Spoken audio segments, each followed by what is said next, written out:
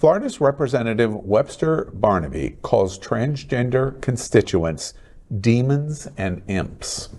During a debate over a bill that would prevent people from using bathrooms designated for the opposite sex, Representative Webster Barnaby, a Republican from Deltona and the only black GOP representative in Florida, lashed out against the several transgender Floridians who spoke out against the bill. He called transgender Floridians, quote, demons and imps, and compared them to mutants from another planet, end quote, during a committee hearing. He compared the speakers, who included transgender Floridians and parents of transgender children, to the X-Men, characters from the Marvel comic books in which bigotry, hatred, and a fear of mutants are central themes. The comments appeared to stun lawmakers. The bill's sponsors, Representative Rachel Laurel Saunders Plotkin, a Republican from Lake Mary, tried to distance herself from the comments, saying she felt it was valuable for the public to speak on bills.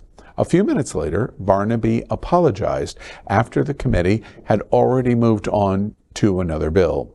Barnaby's comments came after several transgender Floridians and parents of transgendered children spoke out against HB 1521. The bill defines a female as a person who, at birth, had the, quote, reproductive role of producing eggs, end quote, and then defines a male as a person who, at birth, has the, quote, reproductive role of producing sperm, end quote. The bill also says schools will set their own disciplinary procedures for children who enter a restroom for the opposite sex and refuse to leave when asked. I'm looking at society today, and it's like I'm watching an X-Men movie with people that, when you watch the X-Men movies for Marvel Comics, it's like we have mutants living among us on planet Earth. And, you know, some people don't like that, but that's a fact. We have people that live among us today on planet Earth that are happy to display themselves as if they were mutants from another planet. This is the planet Earth, where God created men, male, and women, female. I'm a proud Christian, conservative Republican. I'm not on the fence. Not on the fence. There is so much darkness in our world today. So much evil in our world today. And so many people who are afraid to address the evil, the dysphoria, the dysfunction. I'm not afraid to address the dysphoria or the dysfunction. The Lord rebuke you, Satan, and all of your demons and all of your imps who come and parade before us. That's right, I called you demons and imps who come and parade before us and pretend that you are part of this world. So I'm saying my righteous indignation is stirred. I am sick and tired of this. I'm not going to put up with it. You can test me and try to take me on, but I promise you I'll win every time.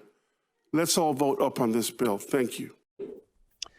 Well, I have to tell you, when I saw this yesterday happening in the committee, I honestly have to tell you I was horrified.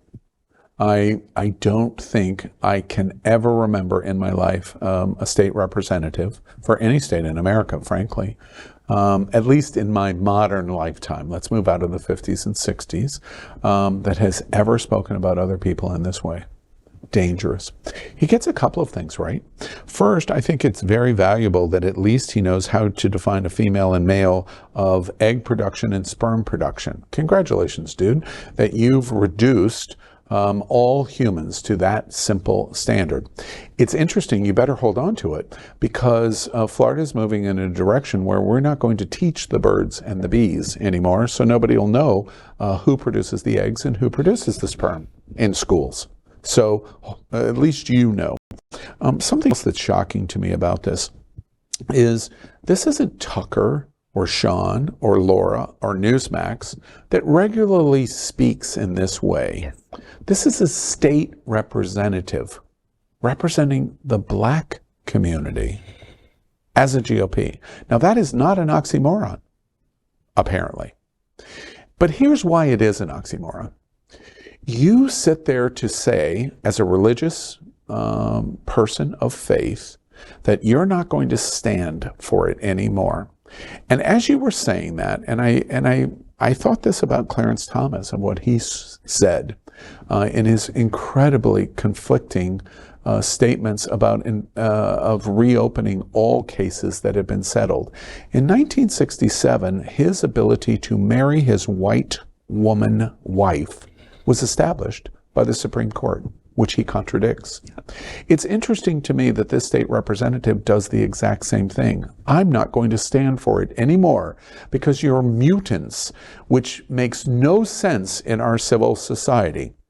And as you were saying that, I was thinking about all of the white pastors in the South in 1958 Yes. that was saying the exact same thing about you as a black man, and all of the references of the animal that you were. Horrible then in 1958, horrible yesterday. But the difference is, it was in the legislature of the great state of Florida. Shocking. Well, first off, I need to ask, has he ever seen an X-Men movie? I mean, the mutants are generally the heroes of the movie. They are the good guys, so He doesn't know he's the villain. And we relate so much to the X-Men movie. Yeah. So when you first said that, I was like, wait a minute. I was like, yeah, is he on our side? Second of all, what kind of questionable character do you have that you look at a baby and go, oh, she's going to produce some good eggs in a few years. Oh, he's going to produce some good sperm. They're babies.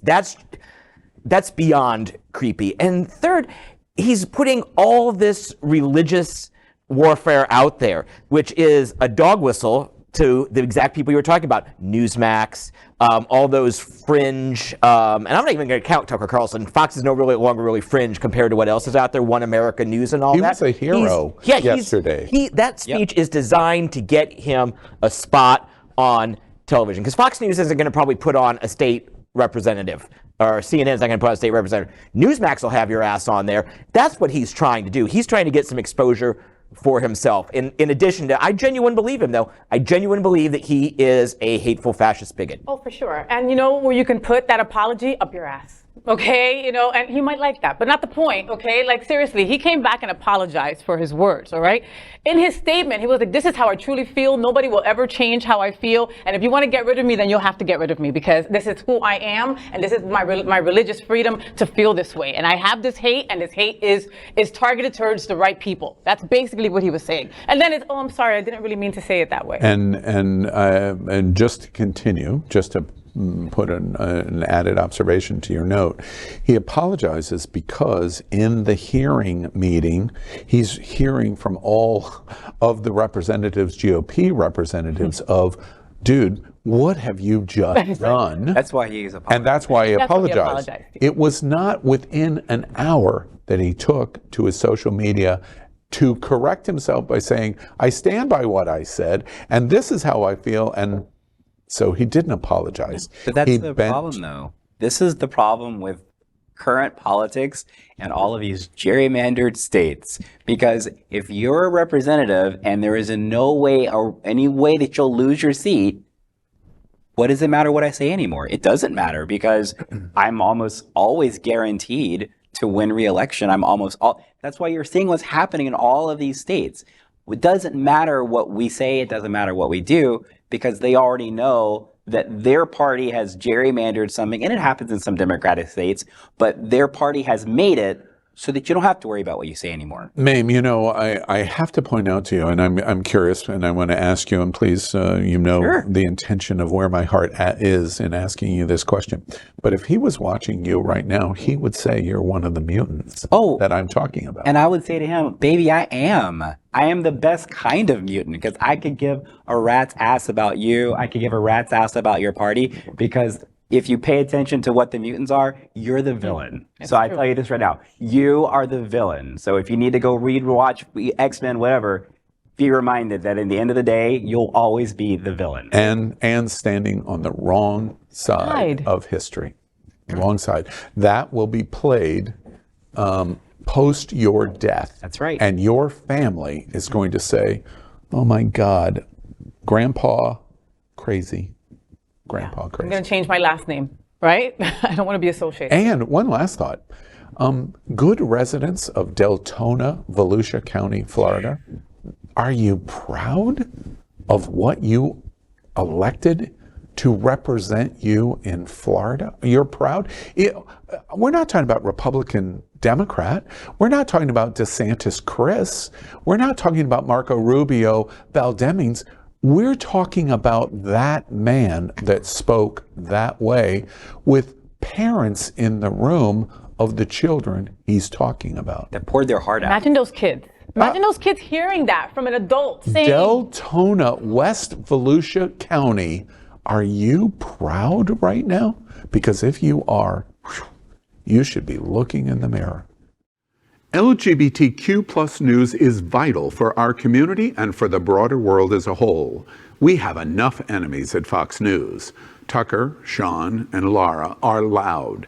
We need passionate allies. Happening Out Television Network, Queer News Tonight, and It's Happening Out are literally out of the closet and into the headlines.